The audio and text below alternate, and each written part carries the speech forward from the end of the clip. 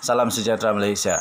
Isu kemarin pastinya yang menggemparkan Dewan Parlimen, Dewan Rakyat. Sebelum itu tagline bagi channel ini, denyut nadi suara rakyat bergema di channel ini. Akhirnya ada orang yang sayang, masih ada orang yang sayang.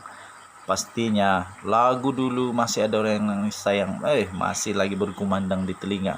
Terbaru berkenaan dengan isu sosma, Hanifah membuat kenyataan yang mengejutkan tuan-tuan dan puan-puan. Katanya, saya benci Najib tapi akan bantah kalau dia ditahan sosma. 23 Mac 2022 pukul 2.36 petang. Berita daripada Parlimen Malaysia. Meskipun mengakui benci kepada Najib Razak iaitu BN Pekan, Hanifah Maidin daripada PH Sepang berkata dia tetap akan menjadi orang pertama yang menyuarakan bantahan jika bekas Perdana Menteri itu ditahan di bawah Akta Kesalahan Keselamatan Langkah-Langkah Khas SOSMA tahun 2012. Katanya ini kerana SOSMA merupakan undang-undang yang zalim yang harus bertentangan dengan Perlembagaan Persekutuan dan perlu ditentang oleh sesiapa sahaja.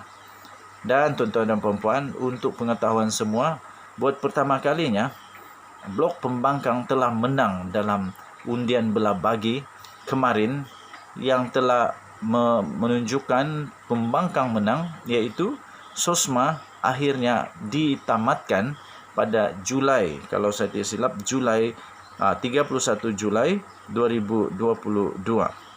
Tuan-tuan dan puan-puan, dalam kenyataan itu Hanifah berkata, walaupun saya benci betul pekan ini kerana telah merosakkan negara, tapi kalau dia ditahan di bawah SOSMA, saya orang pertama yang akan menentang penahanan itu, katanya di Parlimen. Dia berkata demikian ketika beliau membahaskan usul oleh Menteri Dalam Negeri iaitu Hamzah Zainuddin untuk melanjutkan subsection 4/5 Akta Berkenaan bagi tempoh 5 tahun lagi bermula 31 Julai 2022. Subsection itu berkenaan tempoh 28 hari tahanan, 28 hari di bawah SOSMA. Ia membenarkan seseorang suspek ditahan sehingga 28 hari tanpa dihadapkan di Mahkamah Magistrat. Maafkan saya, di hadapan magistrat, bukan Mahkamah Magistrat, di hadapan magistrat, dan setelah didakwa, suspek akan kekal di penjara sementara menunggu perbicaraan di bawah kanun kesiksaan. Tuan-tuan dan puan, Section 4 Subsection 5 itu mesti disemak semula setiap 5 tahun dan akan tidak lagi terpakai melainkan kedua-dua Dewan Parlimen bersetuju untuk melanjutkan tempoh berkenaan. Ia dijadualkan luput 31 Julai ini jika tidak dilanjutkan. Tuan-tuan dan puan, terdahulu Khalid Samad daripada PH Shah Alam mencelah ucapan Hanifah dan mempersoalkan kewajaran apabila orang yang belum terbukti bersalah boleh ditahan selama 28 hari tanpa perlindungan dan pengiktirafan hak. Sedangkan, kata Khalid, orang yang sudah terbukti bersalah di mahkamah masih bebas ke mana-mana disertai pengiring meskipun telah melakukan jenayah besar yang merosakkan negara dan ekonomi. Katanya, walaupun tidak menyebut sebarang nama, dalam tulisan itu, laporan itu berkata, walaupun tidak menyebut sebarang nama, tetapi kenyataan itu jelas merujuk kepada Najib yang telah disabitkan bersalah atas kes rasuah SRC International yang berjumlah 42 juta ringgit Malaysia. Kata Hanifah, SOSMA adalah undang-undang yang zalim, sedangkan Islam mementingkan keadilan diberikan kepada semua, meskipun kepada orang yang dihadapkan dengan pertuduhan.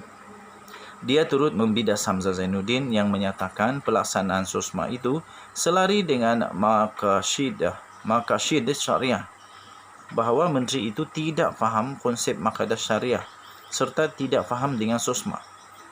Katanya, tuan-tuan dan puan-puan, baca buku ulama terkenal, baca kitab Arab. Kalau tak faham boleh tanya ustaz-ustaz PAS, katanya kepada Hamzah Zainuddin. Perbahasan akan disambung pada sebelah petang. Dan selepas perbahasan, akhirnya dibuat undian belah bagi dan akhirnya buat pertama kali dah dalam pertama kalinya dalam sejarah undi belah bagi, buat pertama kalinya blok pembangkang menang, dan SOSMA ini akhirnya akan luput ditamatkan dan tidak akan disambung sekiranya ini kekal. Mungkin ada lagi cara-cara lain ataupun prosedur-prosedur lain yang diambil, tak pasti sebab saya bukan ahli parlimen. Jadi saya tak tahu, tak pernah baca buku aturan mesyuarat dan sebagainya. Tetapi yang pasti SOSMA sudah menangi oleh pembangkang. Dan kalau saya tidak silap, SOSMA ini sebenarnya pengganti kepada ISA, Akta Keselamatan Dalam Negeri. Jadi sekarang ini dah tak ada SOSMA. Jadi adakah akan ada akta baru yang akan diperkenalkan? Adakah akta baru akan diperkenalkan? Jadi tuan-tuan dan puan-puan, kita harus terima keputusan keputusan daripada undian secara demokrasi di Dewan Rakyat bahawa SOSMA tidak diterima dan blok pembangkang menang, dan majoriti menunjukkan bahawa SOSMA ini tidak bagus, jadi tidak diterimalah. Tuan-tuan dan puan-puan, kita berharap semoga demokrasi di negara Malaysia terus berjalan dengan baik, dan saya juga setuju bahawa macam mana pun perlu ada hak untuk bicarakan dengan adil, dan perlu ada hak untuk membuktikan bahawa tidak bersalah dan sebagainya.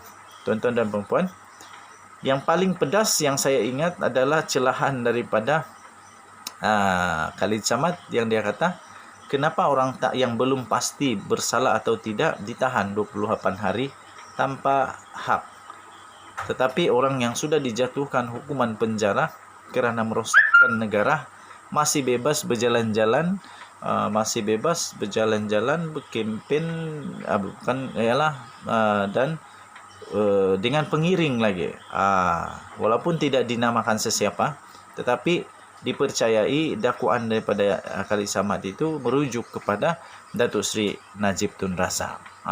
Jadi itu pun sama juga, saya bersetuju dengan mahkamah. Kalau mahkamah masih membenarkan dia, mesti ada dia punya merit, mesti ada sebabnya. Jadi tak apalah, biarkan saja. Tapi yang pasti, kalau nanti dia tetap bersalah di Mahkamah Persekutuan, tak ada lagi dipendekkan, tetap 12 tahun. Jadi tetap 12 tahun, 210 juta denda. Kita jumpa lagi. Denyut Nadi Suara Rakyat bergema di channel ini. Bye-bye.